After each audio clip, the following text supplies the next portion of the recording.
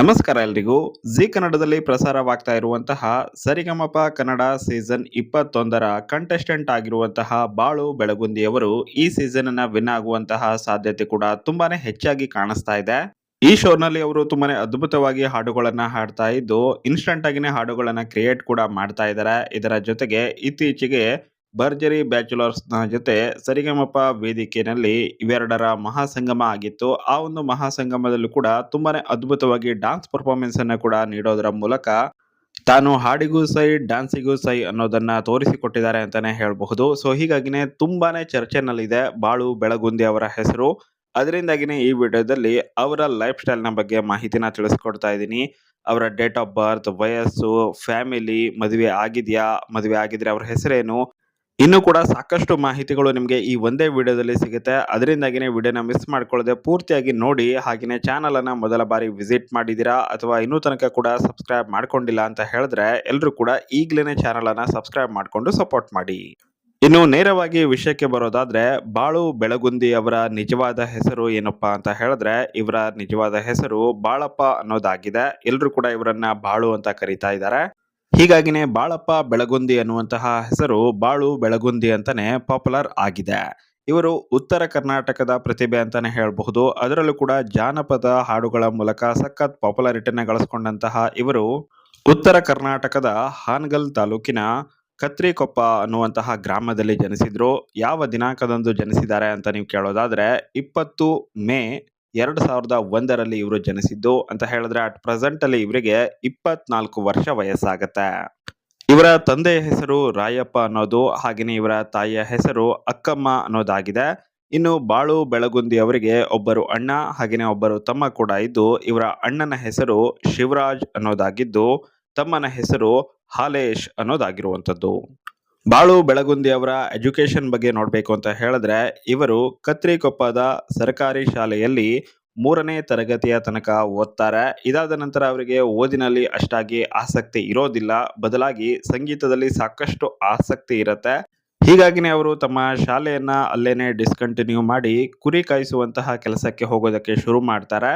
ನಾನು ನಿಮ್ಗೆ ಈಗಾಗಲೇ ಹೇಳಿದ ಹಾಗೇನೆ ಇವರಿಗೆ ಸಂಗೀತದಲ್ಲಿ ಸಾಕಷ್ಟು ಆಸಕ್ತಿ ಇದ್ದಿದ್ರಿಂದ ಕುರಿ ಕಾಯಿಸುವಂತಹ ಸಮಯದಲ್ಲೇ ಅಥವಾ ಕುರಿಯನ್ನ ಕಾಯುವಂತಹ ಸಮಯದಲ್ಲೇ ಅವರು ಹಾಡುಗಳನ್ನ ಹಾಡೋದಾಗಿರ್ಬೋದು ಅಥವಾ ಹಾಡುಗಳನ್ನ ಬರೆಯೋದಾಗಿರ್ಬಹುದು. ಸೊ ಈ ರೀತಿಯಾದಂತಹ ಅಭ್ಯಾಸವನ್ನ ಮಾಡ್ತಾ ಇದ್ರು. ಅದರಿಂದಾಗಿನೇ ಅವರಿಗೆ ಸಾಕಷ್ಟು ಎಕ್ಸ್ಪೀರಿಯನ್ಸ್ ಕೂಡ ಆಗತ್ತೆ. ಈ ರೀತಿಯಾಗಿ ಕಂಟಿನ್ಯೂಸ್ ಆಗಿ ಹಾಡು ಹೇಳೋದು, ಹಾಡು ಬರೆಯೋದು, ಹಾಗೇನೆ ಏನಾದರೂ ಹಾಡನ್ನ ಕ್ರಿಯೇಟ್ ಮಾಡಿ ಅದಕ್ಕೆ ಲಿರಿಕ್ಸ್ ಅನ್ನ ಜೋಡಣೆ ಮಾಡೋದು, ಇದೆಲ್ಲ ಕೆಲಸ ಏನಿದೆ ಅವರಿಗೆ ಸಖತ್ ಇಂಟ್ರೆಸ್ಟಿಂಗ್ ಅಂತ ಅನ್ನಿಸ್ತಾ ಇರುತ್ತೆ, ಸಖತ್ ಖುಷಿ ಕೊಡ್ತಾ ಇರುತ್ತೆ. ಅದರಿಂದಾಗಿನೇ ಅವರು ಕುರಿ ಕಾಯುವಂತಹ ಕೆಲಸದ ಜೊತೆಗೇನೆ ತಮ್ಮ ಸಂಗೀತ ಅಭ್ಯಾಸವನ್ನ ಕೂಡ ಮಾಡ್ತಾ ಇರ್ತಾರೆ.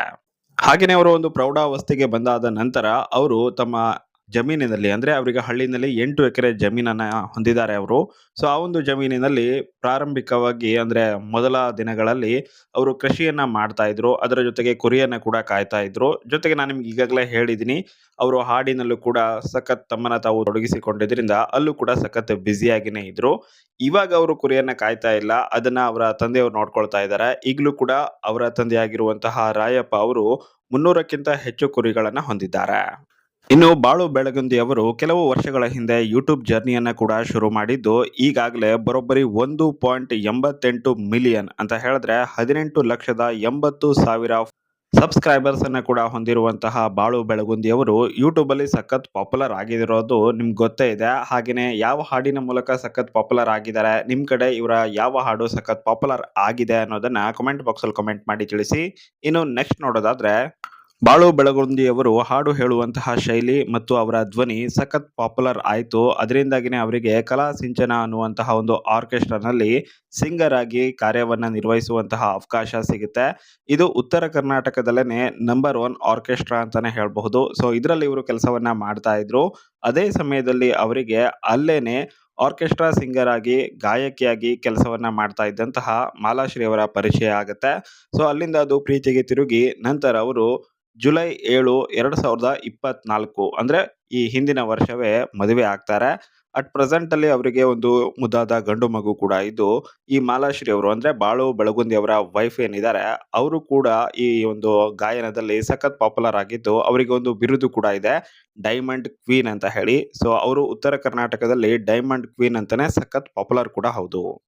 ಇನ್ನು ಅಟ್ ಪ್ರೆಸೆಂಟ್ ಅಲ್ಲಿ ಬಾಳು ಬೆಳಗುಂದಿ ಅವರು ಬೆಳಗಾವಿ ಜಿಲ್ಲೆಯ ಸವದತ್ತಿ ತಾಲೂಕಿನ ಯಡಗಟ್ಟಿ ಅನ್ನುವಂತಹ ಗ್ರಾಮದಲ್ಲಿ ವಾಸವಾಗಿದ್ದು ಇಬ್ರು ಕೂಡ ಸಖತ್ ಪಾಪ್ಯುಲರ್ ಆಗಿದ್ದಾರೆ. ಹಾಗೆಯೇ ಇಬ್ರು ಕೂಡ ಈ ಒಂದು ಗಾಯನದ ಇಂಡಸ್ಟ್ರಿ ಅಥವಾ ಸಂಗೀತದ ಇಂಡಸ್ಟ್ರಿನಲ್ಲಿ ತಮ್ಮದೇ ಆದಂತಹ ಕೊಡುಗೆಯನ್ನ ನೀಡ್ತಾ ಇದ್ದು ಯೂಟ್ಯೂಬಲ್ಲೂ ಕೂಡ ಸಾಕಷ್ಟು ವಿಡಿಯೋಸ್‌ಗಳನ್ನ ರೆಗ್ಯುಲರ್ ಆಗಿನೇ ಬಿಡ್ತಾ ಇರ್ತಾರೆ.